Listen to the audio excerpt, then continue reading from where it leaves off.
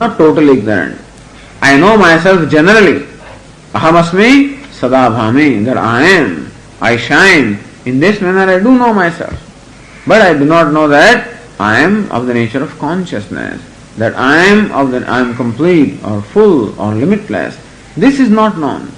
This Vishesha Jnana of the Atma is not there. Samanya Jnana of the Atma is there. It will be discussed later on. What is Samanya Vishesha also is not there in the Atma. But still, this whole idea is created that something about Atma I know, that I am. Nobody says I am not. I am not can never be my knowledge. I am. So there is no doubt that I am, that I exist, that I shine. There is no doubt. So you cannot say that I am totally ignorant of Atma. At the same time, I do not know that I am Brahma. Therefore, you cannot say that I know Atma also. Just as in case of the rope, this is a peculiar condition for Adhyasa. One of the important conditions for Adhyasa is this Ajnanam. What kind of Ajnanam? Samanya Jnanam is there, Vishesha Jnanam is not there. When a rope is mistaken to be a snake, it is not that there is a total ignorance of rope. I do perceive something there. Something is there. But what specifically it is, I do not know. Therefore, every knowledge is broken down into two elements, Samanya Jnanam and Vishesha Jnanam. So when I see any object, the first appreciation is something is there. Second appreciation is that it is a particular flower. And so that is called Vishesha Jnanam, Samanya Jnanam and Vishesha Jnanam. Now in the Mandandakar or semi-darkness, when I see a rope, then there is a Samanya Jnanam, something is there. But that it is rope, that Vishesha is not known. So where Samanya Jnanam is there, Vishesha Jnanam is not there. If Vishesha Jnanam is there, I know the object as rope, Adhyasa cannot take place. If Samanya Jnanam is not there, something is there, that also I do not know, Adhyasa cannot take place. Samanya Jnanam is there and Vishesha Jnanam is not there. When this peculiar condition is satisfied, then alone Adhyasa can be there. And so also in case of Atma, Samanya Jnanam is there, that I am. But Vishesha Jnanam, that I am Brahma, that is not there. So that ignorance is of this type. There is veiling power and projecting power. That is the Jnanam we are talking about. What is veiled? Not the Samanya Amsha, but Vishesha Amsha is veiled. In case of rope also, Samanya Amsha is not veiled, Vishesha Amsha. So when you say I am Sarpaha, the I am is what? Samanya Amsha of the rope. But the Vishesha Amsha of the rope is veiled, and therefore that is what we call projection of Sarpa. So veiling, and veiling always of the Vishesha Amsha. And that is where the projection of the Vikshepa takes place. So this is the idea of Ajnanam, which is what they want to clarify here. That the particle which is the particle denoting negation or something, that should not be interpreted as absent, it is to be interpreted as Virodhi. So here Ajnanam is what? Jnana Virodhi. That's the idea. Not Ajnanam meaning Jnana Abhavaha. That's the point that a Vedantin always wants to make. And that point is being made here, that Ajnanam, Jnana Abhavaha iti Shanka Nirasartham Mithya Ajnanam. Yes, there are certain kinds of ignorances which are Jnana Abhavaha. Like ignorance of Timbuktu or French language or whatever it is, what? Jnana Abhavaha. That doesn't cause a problem. What causes problem is this kind of Ajnanam, where partial knowledge is there. So like that pot which is half filled always makes a lot of noise, Aparipakvata always creates a problem. And so also if I knew myself fully, there will be no problem. If I did not know myself, no problem. So two people in the world do not have problem. Those who are totally out of their mind have no problem in the world also. They are in their own world happy. And those who are totally enlightened, no problem also. In the world, the problem is always of the middle fellows, So highly intelligent people have no problem. Totally stupid people also have no, because they have no ambition. So they are all happy. That fellow can accomplish what he wants to accomplish, so he is also happy. In between fellows are there who are always miserable. And that is 99.9% people anyway. And so also in case of Atma, there is neither total ignorance, otherwise in deep sleep you are happy. The rock is happy. Why is it happy? Because total ignorance. Other fellow is happy, wise man is happy because total knowledge. In between everybody has problem because some knowledge is there and some ignorance is there. So this peculiar nature of ignorance, that's why it's called mithya jnanam. Ordinary jnanam is jnana bhava. This jnanam is what? Mithya jnanam. Meaning it is jnana virodhi. So this is Tarkika Mata Nirasartham Mithyapadam. This is Tarkika Mata as meaning Ajnanam is Jnana Abhavaha. This is the opinion of Tarkika. In order to refute that contention on the part of Tarkikas, here the Bhashyakara says Ajnanam is what? Mithya. So that Mithyapadam, that word Mithya is to clarify that this Ajnanam is Jnana Virodhi and not Jnana Abhava. Lakshyansh शेष पूर्त्या लक्षण द्वयम योजयति शेष पूर्त्या. So now Ratna Prabhakara explains that expression mithya ajnanam. Earlier it was said mithya cha tad ajnanam cha mithya ajnanam karmadhara samasa. Now here mithyatve sati sakshat jnana nivatyatvam ajnanasya lakshanam mithya jnana padena uktam. Mithya jnana padena, pada means word. By the word mithya jnana, what has been said is mithyatve sati. While it is mithya or anirvachaniya, sakshat jnana nivat, that sakshat word has been added. So Purnanda says lakshyamsha shesha purtya. So what sakshat that does not appear in the original expression, that is to be supplied in order to clarify the meaning. Mithyatve sati sakshat jnana nivartyatvam ajnanasya lakshanam. What is lakshanam or the nature of ignorance? Mithya sati, whenever it is mithya. So while it is mithya, sakshat jnana nivartyatvam, ajnanam is jnana nivartyam. But sakshat jnana nivartyam, that which is directly eliminated by knowledge, without any distance. Like darkness is that which directly goes by light. You don't require any other factor. Don't require karma, don't require meditation, don't require anything. Darkness is that which goes immediately or directly by darkness. And so this ajnana is that which directly is eliminated by knowledge. You don't require any, there is no vyavadhanam. There is nothing else to be done. It's also an important point of the Vedanta. Therefore there is no jnana karma samuchaya. Otherwise, if you cannot directly eliminate, you require some karma, some help. Knowledge does not require any help to eliminate ignorance, just as light does not require any help to eliminate darkness. Light is quite capable of eliminating darkness by itself. So this is the ajnanasya mithyatve sati sakshat jnana nivartyatvam ajnanasya lakshanam. Mithyatva sati means what?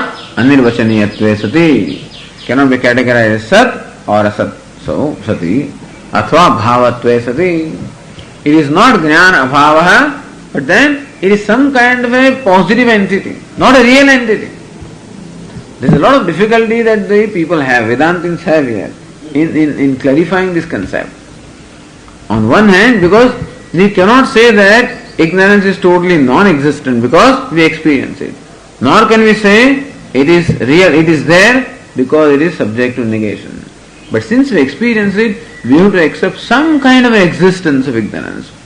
Since we experience it, we have to accept some kind of an existence of the world. Therefore, the term for that is mithya. So, bhavatve sati, meaning that ignorance is bhavarupam ajnanam. Because the creation is bhavarupam. The effect is positive. Like the unhappiness, the sadness, all the samsara that I experience is a concrete experience. If some kind of a bhava is there, and therefore the cause ignorance also is bhavarupam, natu abhavarupam. From a non-existent thing, nothing existent can come. The existent creation or the existent samsara can only be a product of ignorance which has some kind of an existence. So so this is what the Vedanta Sara says, bhavarupam ajnanam. So mithya means bhavarupam, natu satyam. Bhavarupam or mithya means anirvachaniyam, both. Ajnana padena vivakshitam arthamaha sakshat jnana nivartyam. That which can be directly removed by, that which is directly destroyed by knowledge, this is called, while it is and nitya and subject to being directly destroyed by knowledge is called ajnanam.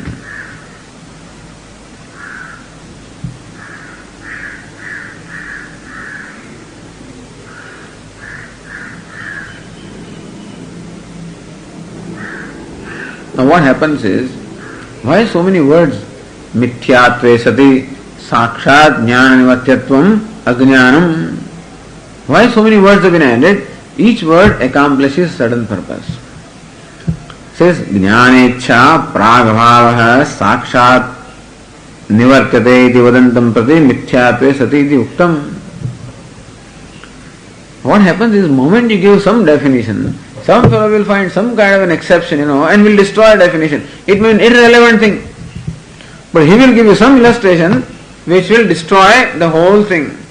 Very often when we are talking also, people bring some irrelevant points, But then moment you give a drishtanta, then your vyapti is destroyed. So yatra yatra dhumah tatra tatra vandhi, wherever the smoke is, there the fire must be. You find one occasion where there is smoke without fire, then this whole vyapti is gone. Similarly also, anything that can be directly destroyed by, if you had just said, sakshat jnana nivartyam ajnanam, that which can be directly destroyed by knowledge is called ignorance. There are other, suppose there is something else which can be directly destroyed by knowledge, then that also will become ignorance. Says here, what is destroyed by knowledge? There is something else according to Naiyayikas. See, those fellows are so sharp, that you have to be sharper than them. Otherwise, they'll just, that is why it has taken centuries, It's not that right from the day one that everything was, that we were so precise. The moment you present a proposition, that fellow will come up with an exception, then you think again. And come with one more word. Keep on qualifying. So, Nayayika definition is so complex, because you must qualify everything. The moment you say something, every word has a limitation. So, you must qualify. That will have another limitation, qualify. And like that, a definition goes, 1 mile long, every definition. Anyway, here, now they say that jnanecha prag abhavaha sakshat nivartate jnanena. So, ichha jnanena, ichha prag abhavaha nivartate. They say that desire is born of knowledge. Moment there is knowledge, desire arises. Certain kind of knowledge. For example, when someone gives a description of, Grand Canyon, then arises a desire of seeing Grand Canyon, When someone gives us a description of heavens, there arises desire of going to heaven. When someone describes to me a certain dish, there arises a desire to eat it. So desire arises from what? Knowledge. So knowledge creates what? Desire. That means desire can arise only when the prior non-existence of desire is destroyed. The creation is when the prag abhava is destroyed. For example, pot is created. Now when the pot was not there, pot was absent. Pot was non-existent. So non-existent pot has been created. So when the pot is created, the prior non-existence is destroyed. So the non-existence of the pot before it was created is called prior non-existence or prag abhava. Only when the prag abhava is destroyed, then the creation can take place. If prag abhava is not destroyed, creation cannot take place. Unless the prior non-existence of the pot is destroyed, pot cannot be created. So every creation calls for destruction of prag abhava. Ichha is created. I want to go to Timbuktu. That means what? The prior non-existence of the ichha is destroyed. Then only ichha is created. And what is destroyed the ichha? The knowledge of Timbuktu. The knowledge of Timbuktu created in me the desire to go to Timbuktu. And that is how that knowledge has destroyed what? Prag abhava of that ichha. Directly destroyed. So here is an illustration where jnanam directly destroys something. If you say that jnanam is there which is directly destroyed by knowledge, then here is this ichha prag abhava which also is directly destroyed by knowledge. Then that is what we call ativyapti. Whenever you give any definition, that definition of lakshana must be dosha muktam, free from any defect. What are the defects? Ativyapti. avyapti, asambhavana. These three are the doshas in any definition. So when you talk now, you be careful. When you say something or define something, you must be very careful. Those who fill out quotations, they must be very, very careful. Because when you make a quotation and quote your rates, those engineers are very sharp fellows, ativyapti they will find, that you said this, so you do this also. I never meant it, but that's what your words say. Lawyers, etc., they are always sharp. So Naiyayikas are very sharp. And of course, ativyapti, avyapti, asambhavana. So they give the illustration. For example, you say cow.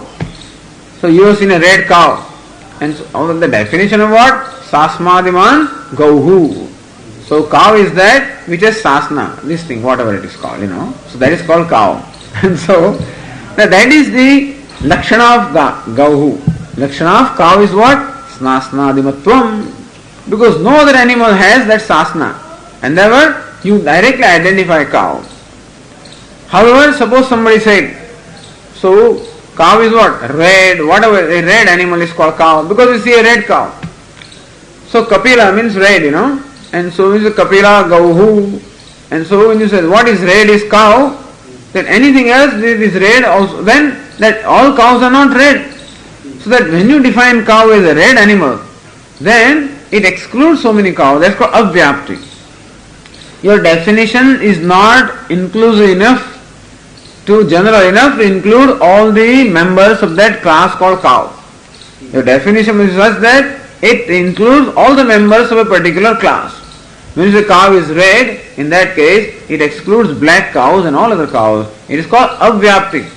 Avyapti means it excludes a part of the species. Suppose you say that an animal having two horns is cow. Then there is what we call ativyapti. Certainly every cow has two horns, but a buffalo also has two horns. In that case, that definition will include too much.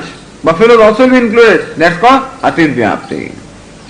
When it's avyapti, it does not include enough. Ativyapti includes too much. That also is not a definition. And third is asambhavana. An animal with 5 legs is cow, suppose you say. Then there is no such animal at all. And so there is no such cow. Asambhavana is an impossible thing. Very often in our utterances, such doshas are there. Sometimes with the things which are impossible, sometimes with things which are too general, sometimes with the things that are too particular, accuracy is not there. Every definition must be accurate. A definition is accurate when it is free from these threefold defects. And therefore he has given an accurate definition. Mithyatve sati sakshat jnana nivartatvam ajnanasya lakshanam. So mithyatve sati sakshat jnana nivartyam ajnanam. This is the definition. Now what happens is, if you have just said sakshat jnana nivartatvam ajnanasya lakshanam, then jnana ichha pragabhava also is directly destroyed by knowledge, because it says janati ichhati yatate iti nyayana. This is nyaya. Janati ichhati yatate. First of all, a person comes to know of something, then he desires that thing, and then he strives to fulfill that desire. This is a krama. When you find a person performing an action, you know that there is a desire. Whenever there is a desire, you know that there must be knowledge. Because desire always is within the scope of knowledge.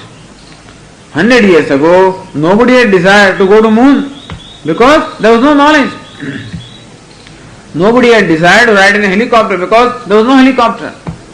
So desires are always in the scope of knowledge. A desire always presupposes knowledge. So janati ichhati yatate. And so knowledge destroys the ichha pragabhava. If you say that which is destroyed directly by knowledge is ignorance, then the ichha pragabhava also will fall in the category of ignorance, which is not desirable. That will be ativyapti. And therefore, it is said here, so mithyapadam mithyatve sati iti yuktam. Tatha ichha pragabhave lakshanasya ativyapti tan nirasartham mithyapadam iti bhavaha. Here it is what we call, ajnanam is what? Mithyatve sati. Ignorance is what? Mithya. Ichha is not mithya. And therefore, that which is directly subject to being destroyed by knowledge, and that should be mithya, that is called ajnanam. Ichha pragabhava does not fall in that category, and therefore mithyatva, this word mithya is added in order to exclude that ichha pragabhava from being included in the definition.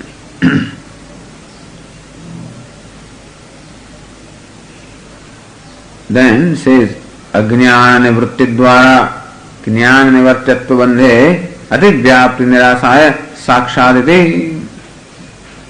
Again, if you just said मिथ्यात्वे सति ज्ञान निवर्त्यत्वम अज्ञानस्य लक्षणम, that is mithya and that is destroyed by knowledge, that is ajnanam, then bondage also falls in that category. Bandha is what? Mithya. And bandha or the bondage is destroyed when the knowledge of the Atma takes place. Then bandha also becomes what? Mithyatve sati jnana nivartyah bandha. Therefore it is sakshat jnana nivartyah. That is directly destroyed by knowledge. Bondage is indirectly destroyed. First the ignorance is destroyed and then the bondage is destroyed. For example, that snake. When you come to know the object as rope, first of all the rope ignorance is destroyed, and then snake, which is a product of rope ignorance, is then subsequently destroyed. But what is directly destroyed is ignorance. When you say that, suppose there is darkness in this room, and when the light comes, then you say that light has revealed so many objects. But first of all, light has destroyed darkness, and then revealed the objects. So what light directly does is destroy darkness. So what knowledge directly does is destroy ignorance. As a consequence, the bondage is destroyed because bondage is a product of ignorance. Therefore, sakshat padam. In order to exclude that bandha, ajnana nivritti dvara jnana nivatya bandhe adivyapti nirasaya sakshat padam. So this is parokshata. Indirectly the knowledge destroys bandha, not directly, immediately. Anadi upadanatve sati mithyatvam va lakshanam. Okay, then it's another lakshanam.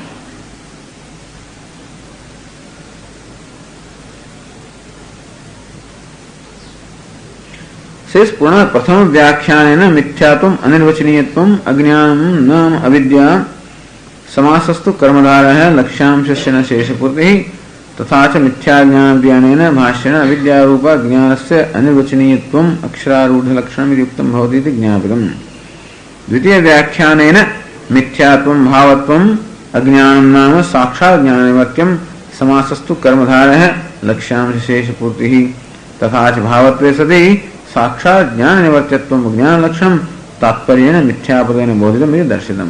The idea is that in the two Vyakhyanas are there, each Vyakhana accomplishes its own purpose. The second Vyakhana is given by adding the Sakshat Jnana Nivartyatvam, and there the Samasa again is Karmadhara Samasa, but then you have to add one word Sakshata in that case.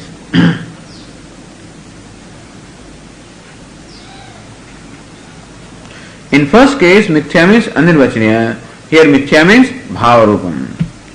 In other case, avidya, here avidya means jnana nivartyam ajnanam. That is how the sakshat jnana nivartyam. This is ajnanam nama sakshat jnana nivartyam. There ajnanam nama avidya, ignorance. Here ajnanam means sakshat jnana nivartyam, that which is directly destroyed by knowledge. There is slight difference between these two vyakhyana. Therefore, the Tikakara gave two explanations for this expression, mithya, ajnanam. Okay.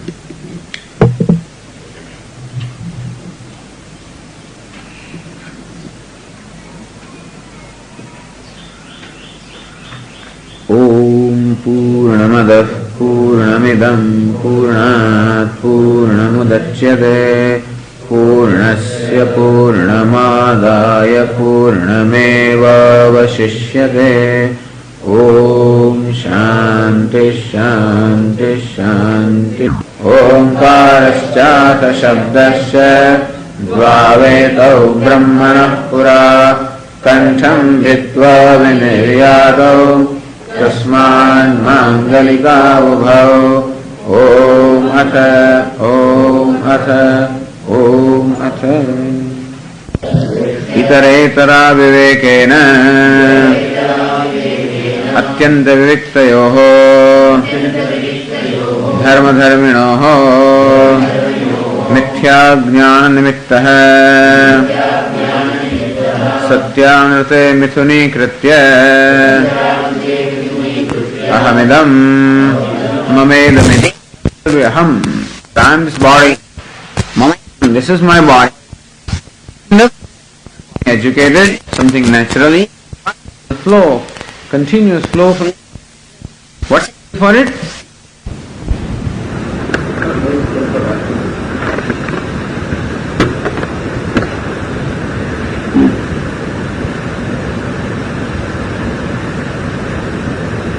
So Mithya Jnanam, first of all the expression Mithya Jnanam is broken down as Mithya Ajnanam instead of Mithya Jnanam, which is what would have been the case normally. Usually Mithya Jnanam is Jnanam that is Mithya, false knowledge. However, here deliberately this compound is interpreted as Mithya Ajnanam. To show how Ajnanam is about the Upadanam as well as Nimitta for the Sadhyasa. Then, what does this Mithya Padam? Two questions that arise. One is, how can there be ignorance which is the nature of darkness? How can it exist when there is Atma, the self, who is the nature of light or knowledge? Then the illustration was given that just as even when the sun is shining brightly, how the owls feel that there is darkness. So that's an illustration. That there is some difficulty with our pramana, with our eyes, then even though there is light, we may interpret that as darkness. Yamisha Sarabhutanam Sasyam Jagati Smini, as Lord Krishna also said. Same illustration was given. Kaka Ulika Nyaya, where the crow sees there is day, the owl knows that sees that there is night. When the crow sees there is night, the owl sees there is day. Then, the idea is that there can be ignorance even when there is knowledge, number one. And secondly, how can this ignorance survive in Atma, which is the nature of Jnana? Answer was given, Atma is not opposed to ignorance. Just as electricity is not opposed to darkness, the self of Chaitanya is not opposed to ignorance, which is of the nature of Vritti. It is the Vritti Jnanam Aham Brahma that is opposed to ignorance, Aham Jaya, but then Aham is not opposed. Aham can join with anything. Aham can join with Manusya, Aham can join with Brahma also, because Aham doesn't have any Vishesha at all. So Nirvishesha is not opposed to Vishesha. Savishesha is opposed to another Vishesha. Only two things of the same class can be opposed to each other. Two things of different class cannot be opposed to each other. Atma, which is Samanya, Paramarthika, is not opposed to Vijnana, which is Vyavaharikam. Whereas this knowledge, I am Brahma, is Vyavaharikam. And that is opposed to this ignorance, I am body. And also, this ignorance does not in any way influence Atma. Kalpitasya Adhisthana Asparsitva.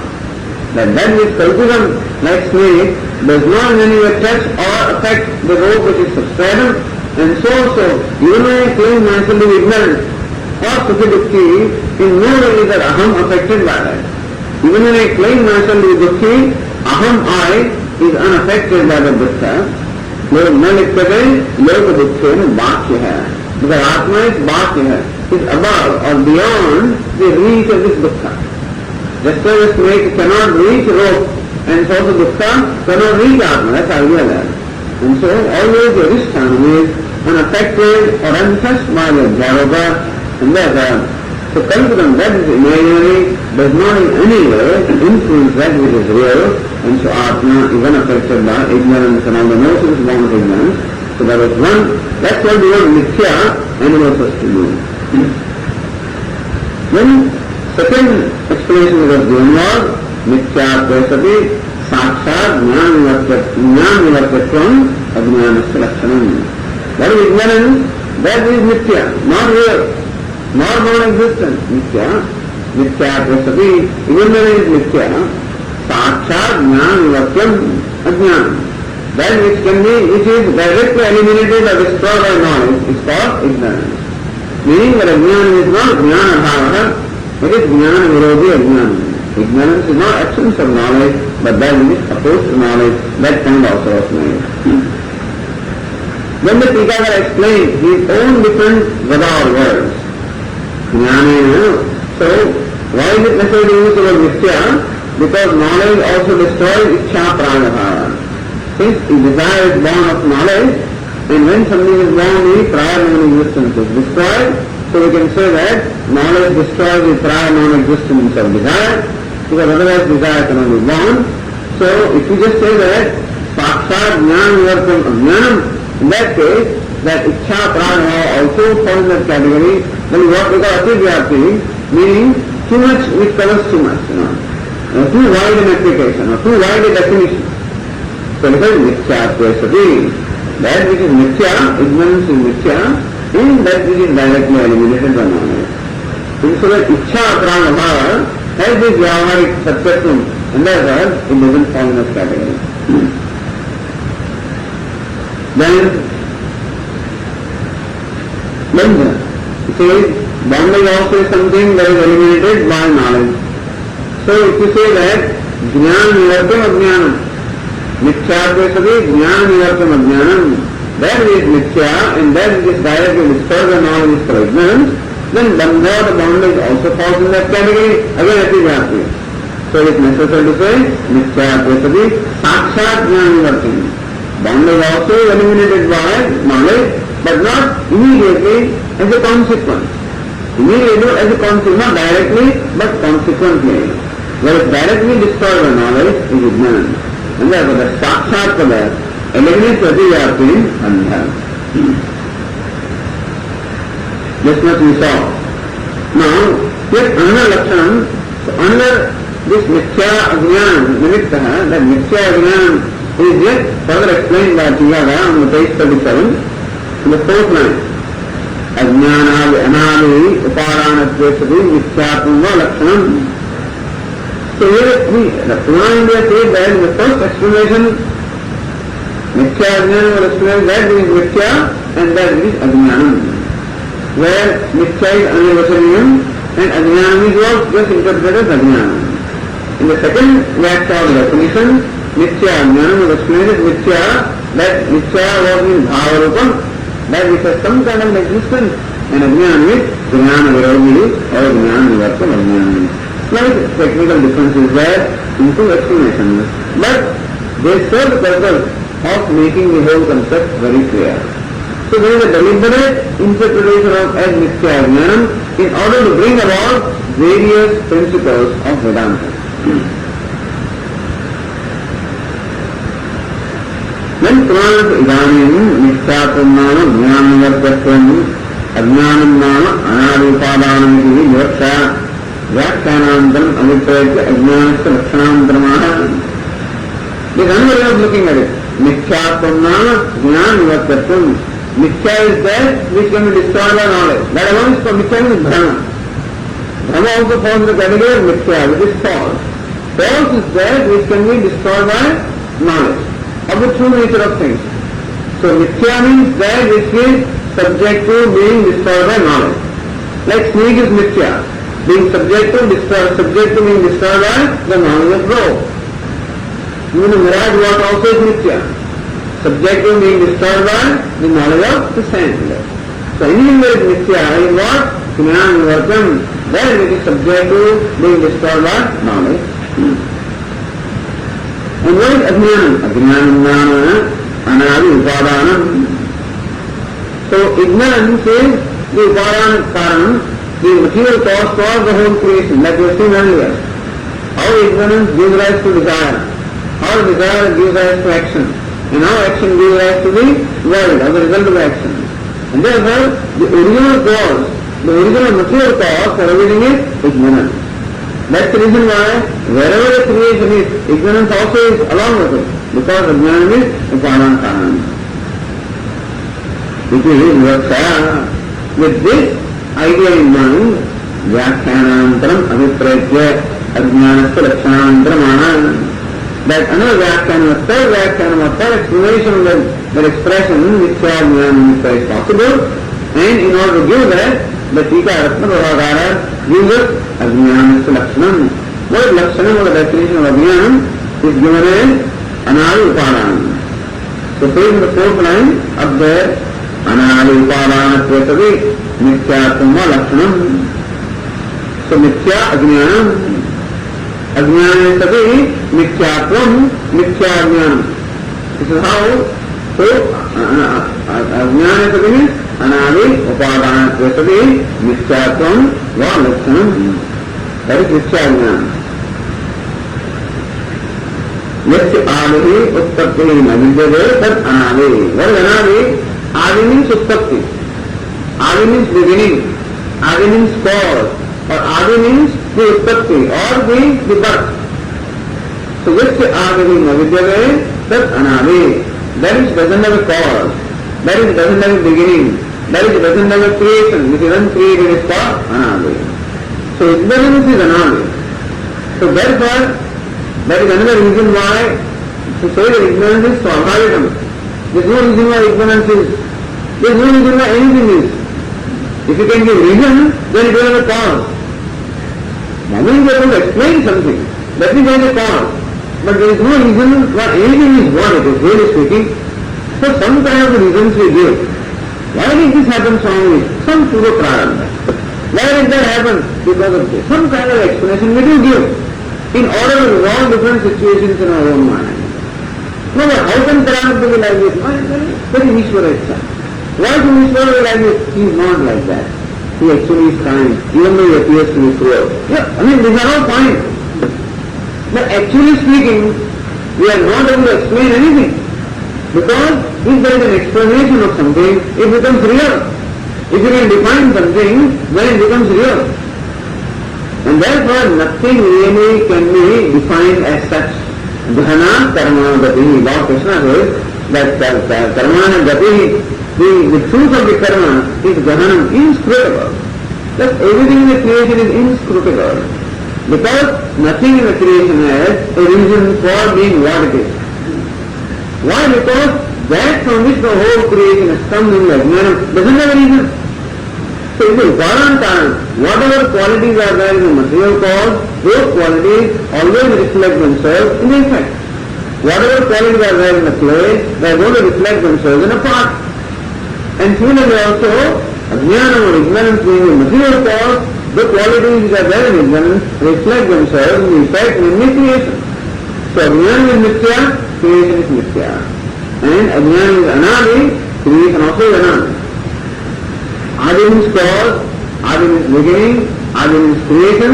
There is no cause, no beginning and no uttapti of whatever there is in the creation. It is what we call it Pravana Nityatvam. The very creation of one particular Vedanta, this Vyakti, this individual entity may have a birth. But there is no birth as such. So this entity was in a different form before its birth in this form.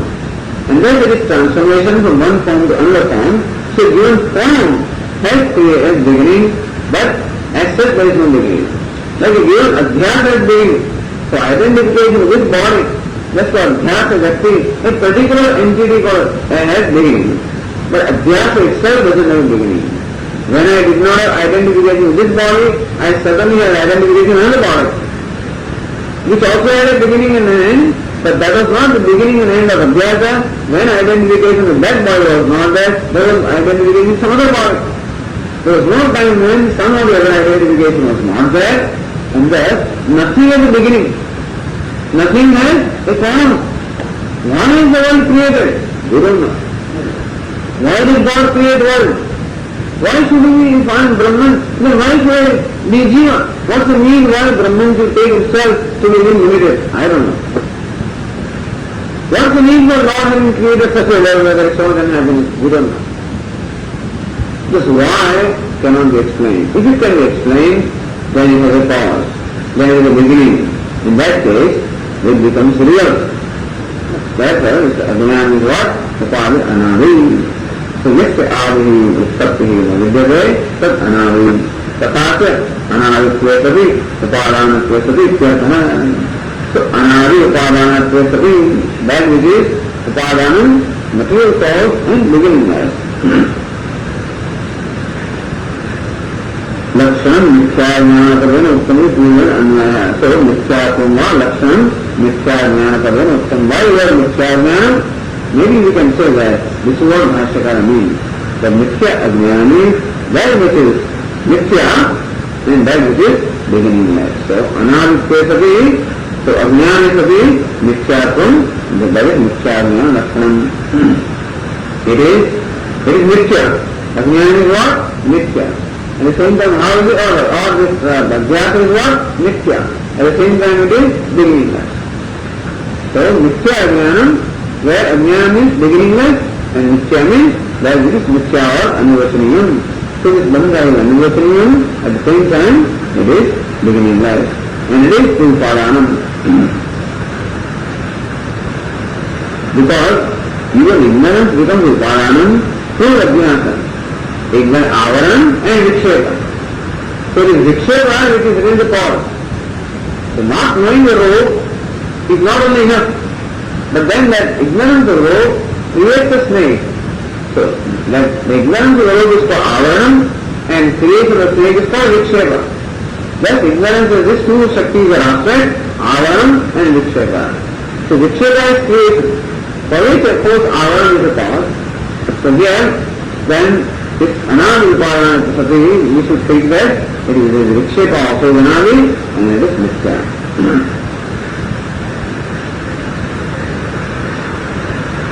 अस्मिन् लक्षणे साक्षात् पदार्थं निर्देशनीयं बन्धेच्छा प्राणभावयोः अतिव्याप्ति अभावविभागः. In this, there is no problem because nothing will fall in the category of this other than ignorance or adhyasa. And therefore, it is not necessary to call sakshat jnana or question, etc. because ativyapti or other doshas are not there in this definition. Alright, why do we call it mithya? Why was it not enough to say ajnana? Brahma nirasātam mithyatam iti. Brahma also is beginningless. So if you just say anadi upadana prasadu, that anadi upadanam is ajnana. In that case, Brahma also is anadi upadana. Because ultimately Jnana or Maya also is there because Brahman is. And then Brahman can also be called the original cause. So actually that Parinami Upadana Karanam is Maya, but Brahman is Vivarta Upadana. And therefore, for the creation, Brahman also is material cause. Brahman is what? Asti Bhati Priyam. The Asti Bhati Priyam also is found wherever there is creation. So that is Asti Bhati and Nam Rupa of Asti Bhati Priyam and Nam Rupa. These five things are found wherever creation is. Every substance is five elements. Nam Rupa is what? That is Mithya. And Asti Bhati Priyam is what? Brahman. So Mithya also is Upadana Karanam, Brahman also is Upadana Karanam. So if you say that Adhyasa is Upadana Karanam and Anadi Upadana Karanam, then Brahman also is Anadi Upadana Karanam in a different way. And therefore, Brahman also falls in the category of Adhyasa. And so, Brahma Nirasatam, Mithyatam. Adhyasa is what? Mithya. And that which is Mithya and that which is beginningless Upadana Karanam is called Adhyasa. In which case, Brahman is excluded from that, so Mithya pada is necessary. Brahmani Ajnana Lakshanasya Avidyapti Nirasatam Ityatana. Okay. Then, Mridādi Nirāsātam Anādīti. So we just said, Upadānatve Sati Mithyātvam is Adhyasa Lakshanam. So Upadānatve Sati Mithyātvam. That is Upadāna meaning material cause and that is Mithya. Anything that is material cause and Mithya is Adhyasa. In that case, clay also is material cause of a part. And clay also is Mithya. So if you just say material cause and mithya, and that is adhyasa, then clay or anything also will fall in that category. So anadi is necessary. Clay is not beginningless. Clay has a beginning. And therefore, that which is beginningless, and that which is material cause, and that which is mithya, that is adhyasa, that is lakshana. So mridādi nirāsātam anādīti. In short, this lakshana will otherwise cover this mridādi, this kind of upadana also, and to exclude that from the definition, anadi pada has been added. So when avidyatmano sambandha nirasatam upadana sati. Had it just been said, anaditya mithyatvam, bandha, that is beginningless and that is mithya, is bandha. If upadana was not used, in that case, there are other categories which are beginningless and which are mithya. What are they? One of them, avidya, atmano, sambandha. We'll see later on, there are so many beginningless things. If you open the page 41,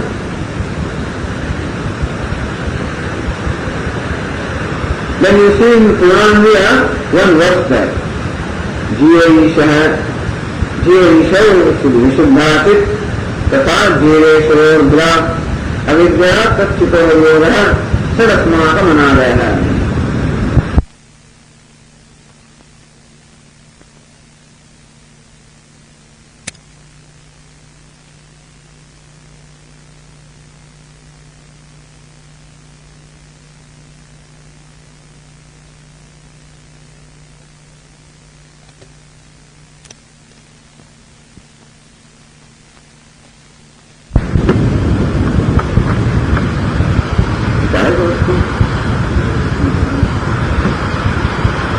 So Jiva, Jiva is beginningless. Ishvara is beginningless. Vishuddhasit Brahman is beginningless. Means pure consciousness. Jiva Shayo Buddha.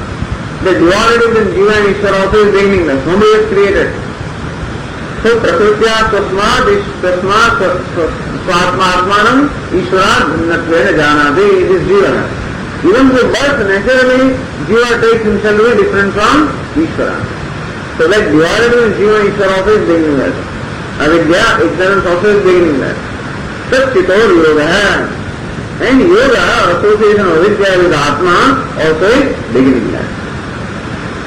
And therefore here, the Tikara says on page 37, Avidya Atmano Sambandha.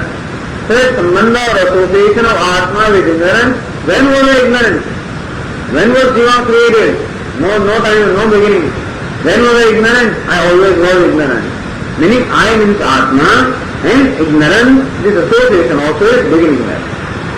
So had it just been said that is beginningless and that is mithya, is adhyasa, in that case, this Atma and avidya sambandha also would fall in that category.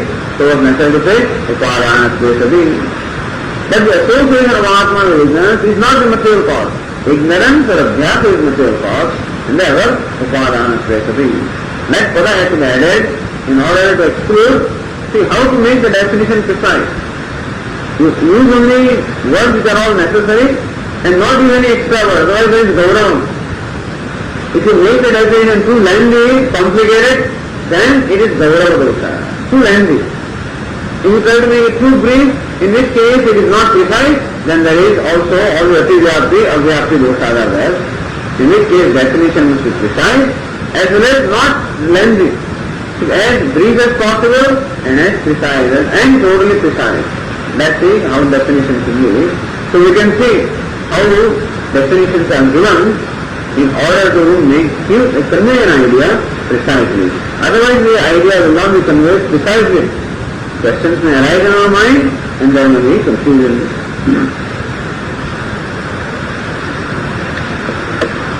The last line says, Purnandiya Sarvanubhavarupa Pramayana Adhyasa Siddhim Swa Sabda Prayogarupa Adilabena Cha Adhyasa Siddhiti Bhashyatam Udhadayave Sarvanubhavarupa Pramayana. So, it has been proven in all this discussion that Adhyasa is. There is this error being committed, there is this aviveka or non-discrimination, of the error of taking Atma to be Anatma, Anatma to be Atma, taking Atma Dharma belonging to Anatma, Anatma Dharma belonging to Atma. This error is there. This has been shown to be there by experience. Now, how does that error get expressed in our Vyavahara, in our Shabda Prayoga? Says, Sarvanuvap Rupa Pramayana Adhyasa Siddhi Mukva. It has been shown our Adhyasa is by showing that it is a matter of experience of everyone. Shabda Prayoga Abhilapena. So one meaning of Vyavahara is Shabda Prayoga. By the word Shabda Vyavahara, which is what Bhashyakara could have meant of. Loka Vyavahara is Shabda Prayoga. Ahamidam mama idam. I am this body, this expression itself reveals adhyasa. This is my body when I say, that reveals what? Adhyasa. But then Tikakaras, they use those expressions to give us many more ideas, and therefore they complicate the whole discussion very much. Because subsequently many questions arose. When Sutrakara wrote something, many questions arose as to whether what the Sutrakara says means what. Then Bhashyakara wrote Bhashya, then many questions arose. Why does Bhashyakara say this? And many things may not have been covered by Bhashyakara. Because later on people raised many questions, which perhaps he did not have opportunity to cover, his attention was on a different aspect. So he covered all the questions that existed at that time. But questions will keep on arising. So subsequent teachers will keep on clearing those questions.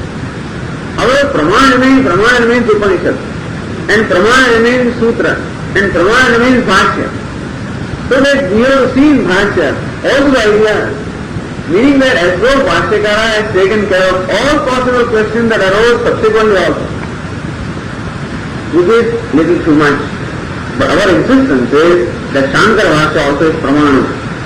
And so Shankaracharya could not have missed anything.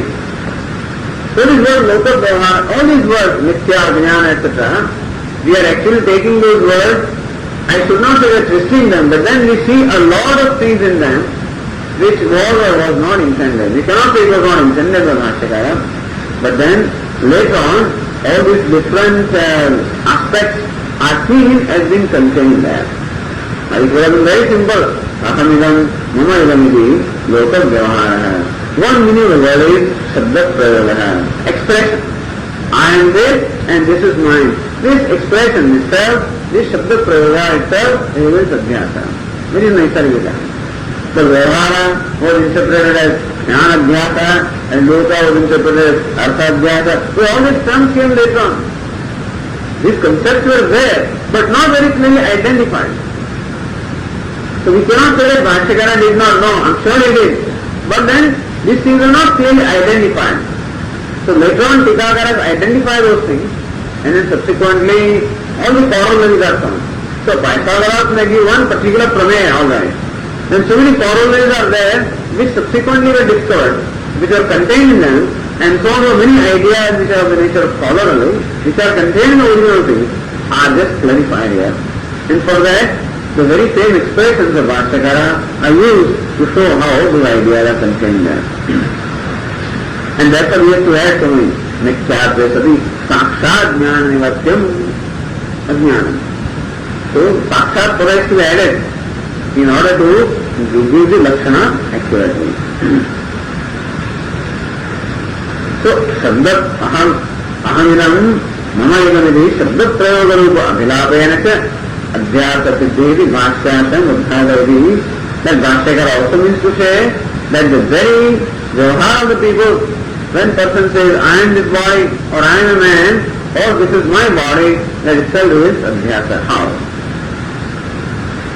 Now the Tikakara says Sampravi Adhyasam Dhraitum Abhilapati. Sampravi now Adhyasam Dhraitum, in order to form up this Adhyasa. It is shown that it is a matter of experience, and at the same time there is another further evidence that the very expression of people reveals Adhyasa. So Abhilapati, Bhashyakara says here, Ahamidam Mama Idam iti. What's the nature of this Adhyasa? Ahamidam Mama Idam. I am happy, unhappy, man, woman, this is my body, my house, etc. All of this reveals Adhyasa. Which is not easy. Otherwise it sounds very easy. But then when you go into the discussion, it can turn out to be quite complicated, as you will see. Say Ratnava Adhyatmika Karya Adhyaseshu Ahamidi Pratama Adhyasa. There is Pratama Adhyasa and there is Dvitiya Adhyasa. So there is Dharmi Adhyasa, then there is Dharma Adhyasa. Adhyasa takes place in two stages. Dharmi Adhyasa, meaning a non-discrimination between the two dharmis, two entities, just as between iron and fire. First of all, there is a total tadatmya. Iron assuming the nature of fire, and fire assuming the nature of iron is first adhyasa, tadatmya. Then what happens? The dharma of the iron are assumed by fire and dharma of fire are assumed by iron. That's called dharmadhyasa or samsarga adhyasa. So these definitions were given. The adhyasa between the two dharmis is called tadatmya, and adhyasa between the dharmas of those entities is called samsarga. So before samsarga adhyasa or dharma adhyasa, that means the adhyasa of the dharma takes place, there must occur first adhyasa between dharmi or the two entities. Then alone there is a possibility of adhyasa of the dharma. So prathama adhyasa is what? Dharmi adhyasa. And dvitiya adhyasa is what? Dharma adhyasa. So adhyasa means karya adhyasa. Then subsequent adhyasa can come. I call, first of all, I take myself to be anatma, meaning limited. Then I take myself to be mind. Then I take myself to be sense organ. Then I take myself to be body. Then I call this body as mind. Then I call the sun also as mind. Then I call the house also as mind. Then I call the object as right, good, bad. All the adhyasa extended further. All the adhyatmic adhyasa, meaning adhyasa centered around Atma, centered around the self. In the whole chain of adhyasa that takes place, subsequent superimposition, you pile up the superimposition one above the other. What's the root? What's the prathama adhyasa? Aham. Aham is the prathama adhyasa. This very notion I, that sense of individuality is prathama adhyasa. This doesn't have any particular character. Just a general sense of individuality. Then I say, even as I wake up in the morning, that's how I take these steps of waking up. That first of all there is a general awareness. Then there is general sense of individuality. Then there is a specific identification with the body, etc. So I just first become aware. That it may be a fraction of a second, which you may not even notice that it is there, but it has to be there. Then there is a general sense of individuality. Without even knowledge that I am Swami such and such. Then subsequently arises the recognition, I am Swami so and so. Then arises the recognition, I am sleeping at this time. I am at this place. I am in this situation. Then I will do this. Then I get up. So all these may take their own time. It's just a fraction of a second all the steps may take place, but there are these steps. So what's the first adhyasa? First adhyasa is a general sense of individuality which is called aham. If Atma is free from any sense of individuality at all, Atma is one law of the individual, there is no individuality in Atma. So the sense of individuality is the first superimposition. That upon the Atma, the sense of individuality is superimposed. And upon the individuality, the sense of Atmatma is superimposed. Atma is called isolated being and sense of isolation is called I. So first for adhyasa, anyonya, adhyasa takes place. Anyonyasmin, anyonyatmatram. So Vastakara says two stages. Anyonyasmin, anyonyatmatram, anyonyatmatram adhyasa. First is anyonyatmatram. Upon one, we superimpose the nature of selfhood of the other. So adhyatmika karya adhyasesu aham is the prathama adhyasa. Aham is the prathama adhyasa. Sense of individuality.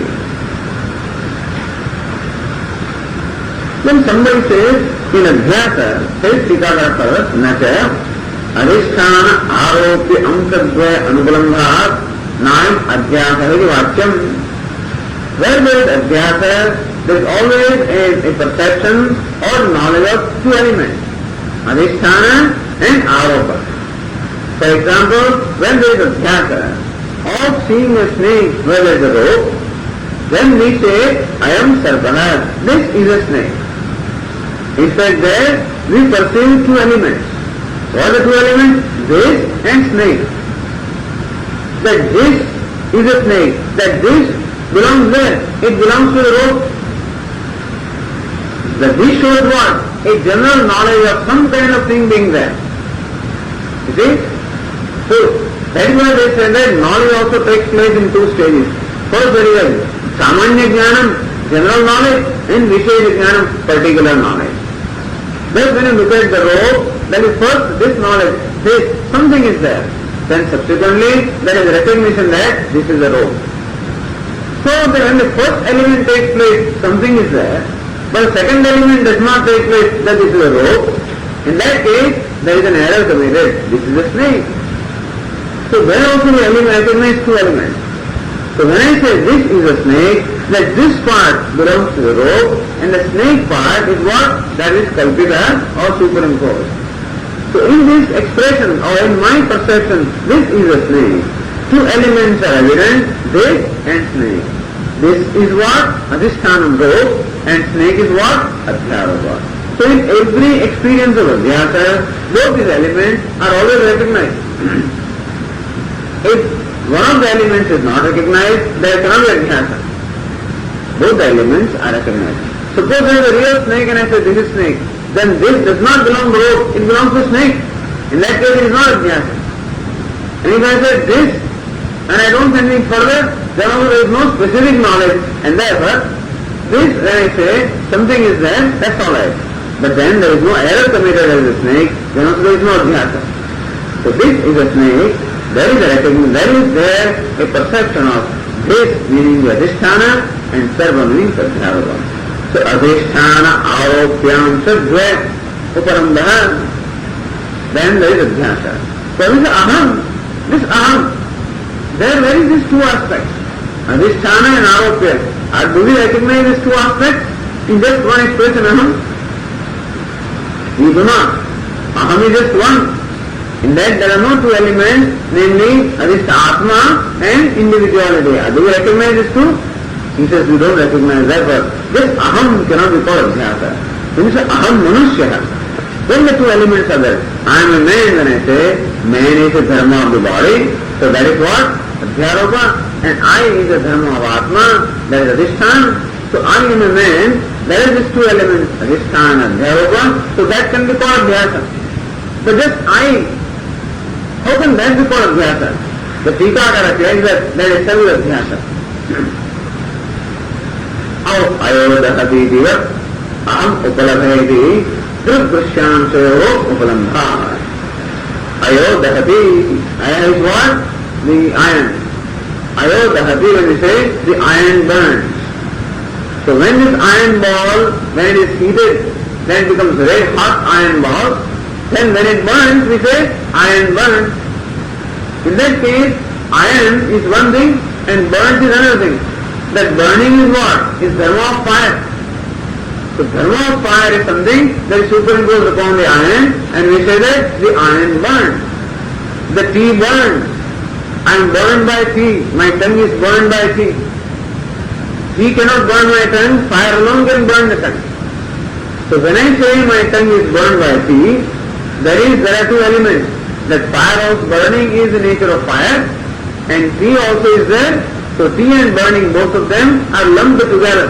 That's called Adhyasa. Adhyasa is inherent in all our behavior, so many of our behavior. And so also when we say that iron burns, that burning which is dharma of the fire is automatically superimposed by us upon the iron and then alone comes the expression Ayodahati, iron burns. So when I say Aham Upalabhe, meaning I perceive, I know, I hear, I think. When I say this, then knowing, hearing, thinking, all of these are dharmas of the Upanishad. Knowing is the dharma of the intellect. Thinking is the dharma of the mind. Seeing is the dharma of eyes. And that's superimposed upon eye. And thus we have an expression, Aham Pasyami, Aham Janami, Aham Shranami, Aham Upalabhe. In general, Upalabhe, I perceive. Then I is the Atma Adhisthana and perceive is perception of dharma of the Atma. There is superimposition, that can be called Adhyasa. Drusyansayo upalambhat, that I is what? Drus means the seer and Pasyami or see is what? The see. Because that see is dharma of the Upadi which is Drusya. So I is the dharma of Drus, the Drashta, and perception etc. the dharma of the Drusya, the Upadi. So Drusyansayo upalambhat. There, when I say that I see, that's what wise man says, Naida kinchit karomi. I don't do anything. If either I do, then there is Adhyasa. doing that belongs to the body or belongs to Upadhi, is superimposed upon the eye. So that's why it is karmani akarmaya pasyet. Because karmani, where action is going on, akarmaya pasyet, one appreciates that action belongs to Upadhi and Atma is akarta. But when we don't do this, then there is adhyasa. Then there are all these problems. So drupashyam sayo uparambhat. We do find that yes, aham pashyami, aham manushya. There is a perception of the two elements, druk and drushya, so that we can call it adhyasa. But he says no, even aham itself is adhyasa. See this Pranam here, in the fifth line, idam rajadam idyatra rajasya adhyastatvat ahankarasya adhyastatve adhisthana aropya amsadvayam vaktavyam tachana sambhavati ahamudyatra niramsasya ekasya dvairupya ananubhavadhi shinka granthasah. Idam rajadam, this is silver, where there is mother of pearl. In that particular expression, rajatasya adhyastatvat, we know that rajadam or silver is superimposed. So ahankarasya adhyastatve, when ahankara is superimposed, adhisthana aropya amsadvayam vaktavyam, then in any adhyasa we should be able to identify the adhisthana amsa and aropya amsa. Tachana sambhavati ahamati, but when it's aham, we do not have two elements, adhisthana and aropya. Aham is niramsa. Aham does not have amsa. Never.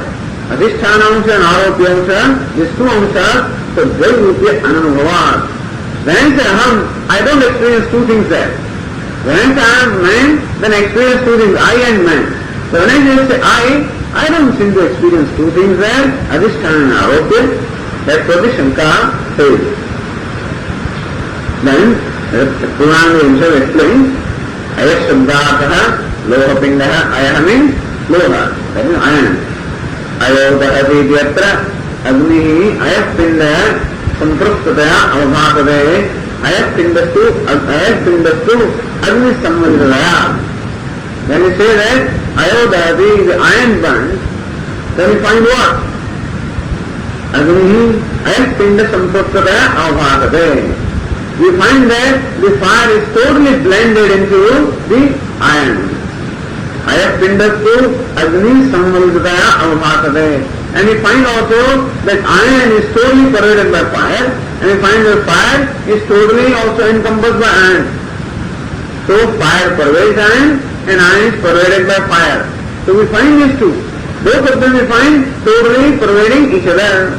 Actually it is the fire that is in every grain of iron. So fire is totally pervaded by iron, and iron also is confined to fire. We find fire is confined to iron, and iron is completely pervaded by fire. Then we say that ayodahati, the iron burns. If fire was not confined to iron, then we would not use the expression iron burns. If iron was not completely pervaded by fire, we would not have said iron burns. But iron is completely pervaded by fire, and fire is confined to iron. Then there is an expression, ayodahati. Then, tena agnishtha drupam ayapinde avabhatade, that the drupam, or the ability to burn, the nature of burning, appears to be there in iron. Ayapindanishta chatuskonakaratvam agno avabhatade. And that iron may be rectangular in shape, The rectangular shape of the iron appears in fire, and the burning nature of fire appears in iron. Then we say the iron burns. So this amsatva, the two amsas are appreciated there. Tasmat ayapinda agnirupa amsatvam anubhodayata. There we experience these two elements, ayapinda means iron and agni. तथा अहम उपलब्धि व्यत्रादि चिदात्मादि चिदात्मादि अहंकार संपृक्ततया अवभासते अहंकारो भी चिदात्मे सम्मिलिततया अवभासते. So also when I say aham upalabhe, I perceive I see, I walk, I think. Then what happens? Ahankara, so Chidatma, or Chidatmadi, says anyway, Ahankara Sampruptadaya Avasade. That Chidatma means consciousness. So consciousness seems to be confined to Ahankara. When I say I walk, I talk, I think, I am man, I am woman, then I is confined to a woman, I is confined to man, I is confined to talker, thinker, walker, eater, etc. So I, this is Chidatma, meaning the consciousness that seems to be circumscribed by the Ahankara. At the same time, Ahankaro bhi Chidatmani Sammanitadaya. That Ahankara which is Jada is completely pervaded by the consciousness. Ahankara is in place of iron and Chidatma is in place of fire. Fire does not have a form but gets confined to the shape of the iron. So Chidatma does not have a form but seems to be confined to the shape of I or Ahankara. And Ahankara is Jada. But then on account of association, Atma appears to be a conscious thing, conscious entity. So consciousness of the Atma is found in Ahankara and the Akara or the limitation of Ahankara is found in Atma. Tena Jadya Chetana Swadikamapi Vyatyasena Avasade. And so Atma appears to be Jada, meaning limited, and Ahankara appears to be Chetana, meaning conscious. So Dharma of the Atma upon Ahankara, Dharma of Ahankara upon Atma, they also be perceived. Tasmat Ahamiti Anena Atma Ahankara Rupa Amsadvan Anubhyate. So idea here is that we find that Atma, upon Atma are superimposed the Dharma of the Ahankara, upon Ahankara are superimposed the Dharma of the Atma. What is Dharma of the Ahankara? Jadyatvam, Parichinnatvam, being limited, having a certain form. So form which is the Dharma of the Ahankara is superimposed upon Atma. And what is Dharma of Atma? Being conscious. So that consciousness is Dharma of the Atma is superimposed upon Ahankara. So we experience the Dharma Adhyasa. But Dharma Adhyasa is possible only when there is Dharmi Adhyasa. Just as only when the iron and fire assume each other's nature, then only attributes of iron will go into fire and attributes of fire will go into iron. So also Ahankara and Atma will assume each other's nature, then only Dharma of the each will superimpose upon the other. So when I say that I perceive, that perception is the Dharma of the Ahankara, which is superimposed upon the I. So there is Dharma Adhyasa. And Dharma Adhyasa cannot be unless Dharmi Adhyasa is first there. Then we say that Aham represents Dharmi Adhyasa and Aham Pashyami represents Dharma Adhyasa. Tasmat Ahamityanena Atma Ahankara Rupa Amsadvan Anubhyati Parihara Granthasana. If you are interested, I will read further. Nanu Tatra Upalabhedi Akaraka. So I followed anyway, isn't it? And if I learn, so there is no way you can go out. Nanu Tatra Upalabhedi Iti Akaraka Tadasahakarya Asti Amsadho Upalabhehi. Tatra, here when I say Aham Upalabhe, I perceive, then this I, when I say I perceive, then there is a sahakarya of the two words. When these two words occur together, I perceive. Then they will say that upon the I, that perceiver is superimposed, and upon the perceiver, that consciousness is superimposed. When I say perceiver, then upon the I, the concept of perceiverness is superimposed, and the perceiver is taken as a conscious entity. So perceiver is Ahankara, upon that consciousness is superimposed, and I use consciousness, upon that the Ahankara or perceiverness is superimposed. So when you use two words, I perceive, then it is easy for us to see these two elements of Adhisthana and Adhyavata. Asti Amsadha Upalabdhi. Eva Ahamidhyatra Kathamiti. But when you just say Aham, I, then how do you perceive the two elements? I am a man, there I can perceive the two elements, Atma and Atma. But when I say just I, how do you perceive the two elements? He wants to show that there also the two elements are.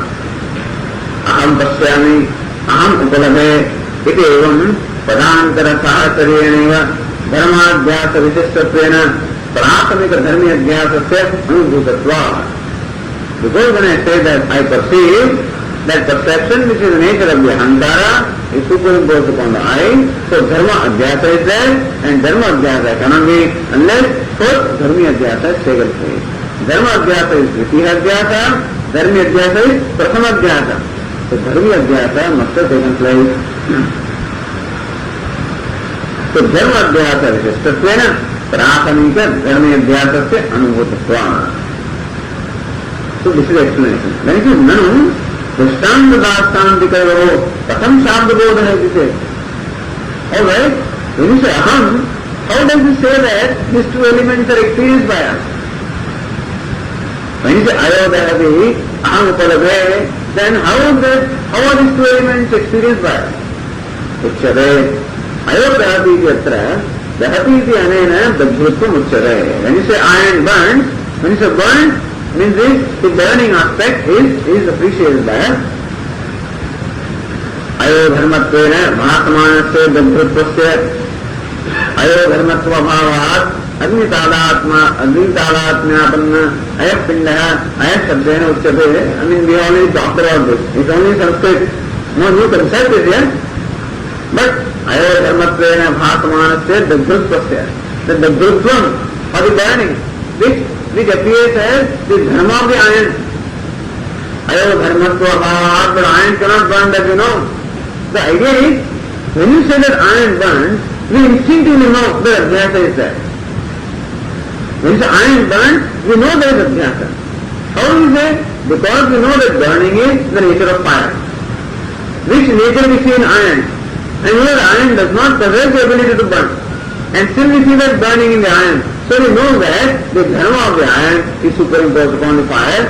So adhyasa is there. That's how we know. He's asking that yes, we know that this is adhyasa. How do we know this? What is the process that takes place in our own mind when we recognize that there is an adhyasa? Iron burns or water burns, when we say, we know that this is adhyasa. How does that process of knowing that this adhyasa takes place? In this manner, that we find that the iron is possessed of the quality of burning. We know that the burning is the quality that is of the fire. And we know that iron does not have the quality of burning. And still we find that quality of burning upon iron. Therefore we know that this is superimposition. In this manner, Shabdabodha, Ayodhahati, that word creates a knowledge in our mind that there is adhyasa. The two elements are involved there, iron and fire. These two elements are involved. This knowledge takes place in our mind from the expression Ayodhahati. You should know how it happens, how so many conclusions are drawn by us, how you know things. Tatha aham upalabhe yatravi upalabhe anena vrittirupa upalabdhi uchyate. When I perceive, then I perceive pot, I perceive clock, I perceive man. Perception always is of the nature of vritti or a thought.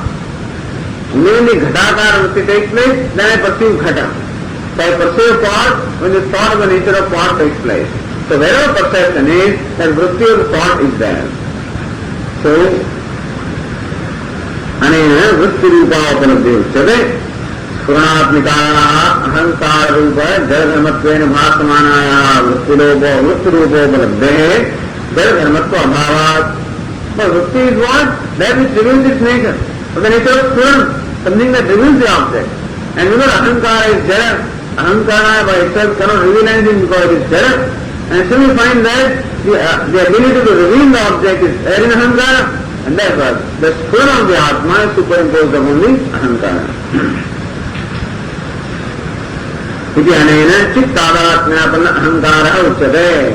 That ahankara has the chittadatmya, meaning ahankara is borrowed the consciousness or consciousness of the Atma is reflected in ahankara, and then know that perception is possible. Tatha upalabdhi vishishtha chittadatmyapanna ahankara iti. And then Atma becomes what? Upalabdha. Atma becomes perceiver. So Atma gets confined to the role of perceiver. So perceiverness is superimposed upon the Atma, and upon that vritti or ahankara, the consciousness of the Atma is superimposed, and thus aham upalabhe, when I say I perceive, we do appreciate these two elements, the Atma and Anatma adhyasa. Iti shabdabodha tasmat aham iti anena sruddhashyam sadyam anubhuyate tathapati साक्षणी कूटस्थले त्रिवंशरूपे आत्मनि दृश्यांशस्य केवल अहंकार धर्म अध्यास प्राथमिक Shambhavi. So we don't really experience that प्राथमिक अध्यास. We don't experience that nobody says I am body. Everybody says I am man or I am woman. But before I say that I am man, suddenly I take myself to be body, then only I can claim myself to be a man. Whenever I am unhappy or sad, sadness is the nature of the mind. First of all I take myself to be mind, and then only I can say I am sad. So that I am sad is what is experienced by everybody. That presupposes an identification with the mind. So dharma adhyasa presupposes dharma adhyasa. Therefore we say that in the aham itself, that dharma adhyasa has taken place, and then upalabhe dharma adhyasa is there. Anyway, the idea is that in every adhyasa, these two elements are there. When I say aham idam, aham shariram, then aham belongs to atma, shariram belongs to anatma. There is what we call samanadikaranyam, both of them are lumped together, and that there is adhyasa. So Shabda Veda is there. When you say aham upalabhe, aham manushya, you should know the way adhyasa. If you think, why? Manushyatva is dharma of the body, and body is jada, and therefore it doesn't have chetana. And so I find that this manusya is a chetana entity, and atma I is consciousness which is without a form, and when I say I am a man, that consciousness is given a form, so form belongs to the body is superimposed upon consciousness, and consciousness is belongs to atma is superimposed upon the body. So in the very expression aham shariram, there is this adhyasa. Both the amshas are seen. So Bhashyakara says, ahamidam, that itself reveals adhyasa. There is a domain of mind that there is adhyasa there. Alright. So, ahamidam Bhashyakara, idam padena bhogyah sanghabha uchyate. Bhogyah sanghabha, shariradi sanghabha ityartha. Bhogyah means that which is in the object of experience. Idam means that which is experience. Like Shaira, Manaha, Buddhi, Indriyani, etc. All of that is indicated by idam. Ahamidam, Bhashyakara, I am this, which we don't say. What do we say? Idam padena bhogyah sanghara uchyate. Atra ahamidam ratnava iti anena manusyo ahamiti tadatmya adhyasa darshitah. Then Bhashyakara, ahamidam, people say manusyo aham, I am man, I am woman, I am happy, I am unhappy. In that tadatmya adhyasa is involved.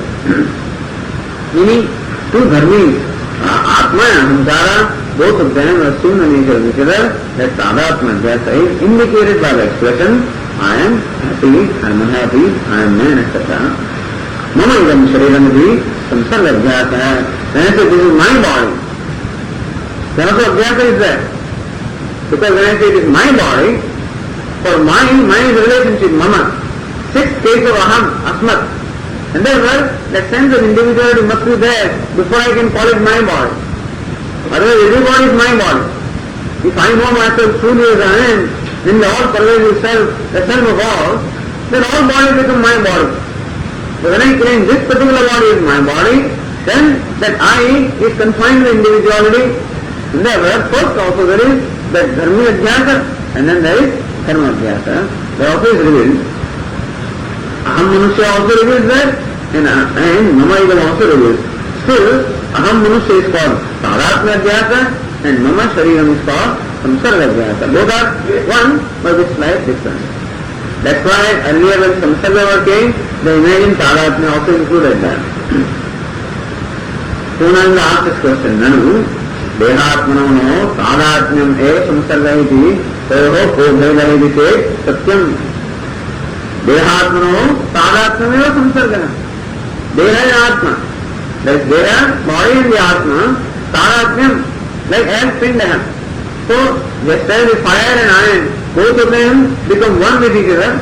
So the body is like the lump of iron, and consciousness is like the fire. So every cell of the body is pervaded by consciousness.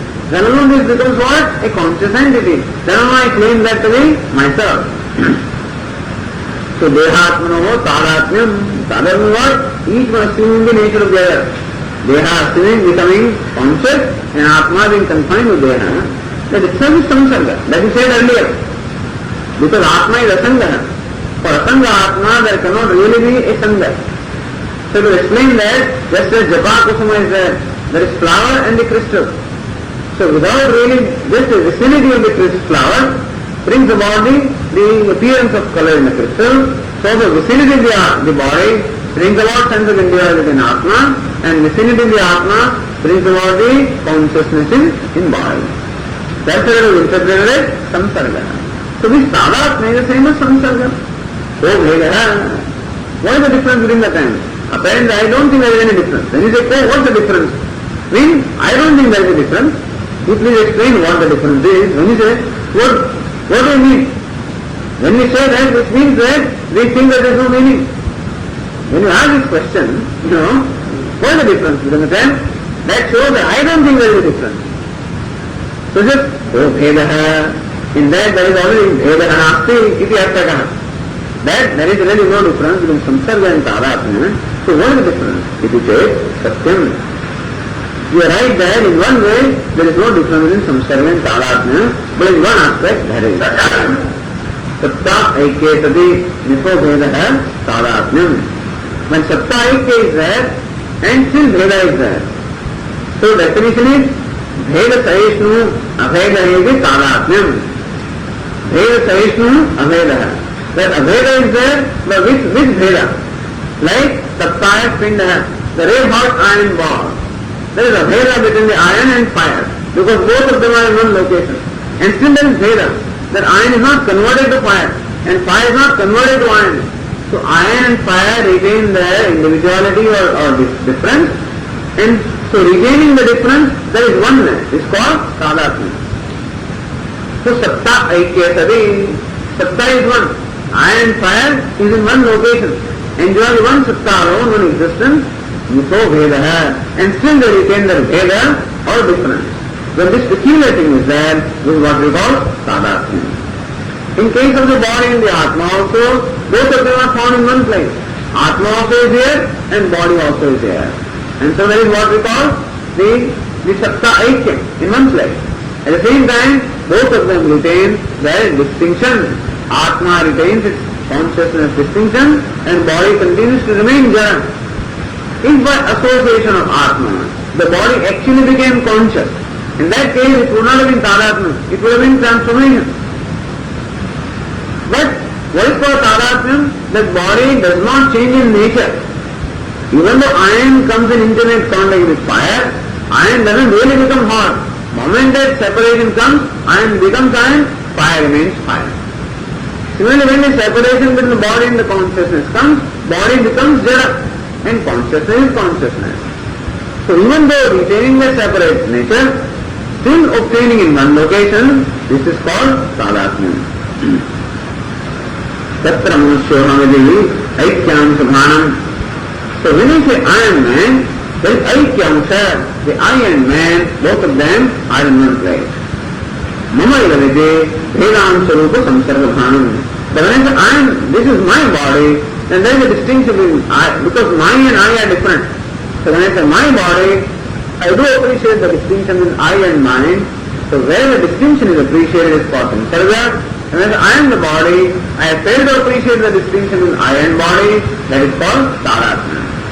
Whereas when I say I am the body, I fail to appreciate the distinction between I and body. So that kind of identification is tadatma. When I say my body, I do appreciate the distinction between I and body, but then still the adhyasa is there because I is taken as an individual. This is called samsarga bhedaha. We may have chance to little further elaborate this on Monday. But evam samagri sattvat anubhava sattvat adhyasa asti. So in all the discussion is pure samagri sattvat. Because necessary samagri, the causes are there, that was adhyasa is anubhava sattvat. That we have experienced of adhyasa also. So on account of the two aspects, the two factors, that there is experience of adhyasa and the causes for adhyasa are also present, we say that adhyasa is. Even though it doesn't make sense, but we experience it and we find that there are reasons for it also, so adhyasa asti. When we establish adhyasa, brahmatmaikya virodha abhavena Vishaya prayojanayo sattvat. So even though we experience that Brahma is different from Atma, that distinction is created by adhyasa and is not really that. Adhyasa is that which creates a separation in I and Brahman. So that separation is not real. In reality, Brahman is I alone. And so that Brahman can be Atma, can be Brahman in spite of experiential duality. And so Jiva Brahma Aikya also is. And therefore, knowledge of that will eliminate that separation and therefore the bondage. So moksha prayojanam also is. So Vishaya prayojanam also svat, Shastram Armaniyam. And so the Shastra must be studied. Must be vichara kartavya. You must inquire into the Shastra. It is Siddhanta Bhashya Shastra. This statement is called Siddhanta Bhashya. First was called what? Purvapaksha. That is called Siddhanta Bhashya Shastra. So every statement is divided into different, every statement accomplishes different purposes. And now you will go into further details of what this Adhyasa is. Right now he is only shown that Adhyasa is. Then you start defining what Adhyasa is. So this is Adhyasa, Siddhanta, Bhashya. So earlier was Adhyasa, Purvapaksha Bhashya. This is Adhyasa, Siddhanta Bhashya. Alright. At least you must justify your having come here, if nothing like that. So, when you have taken so much trouble to come all the way here,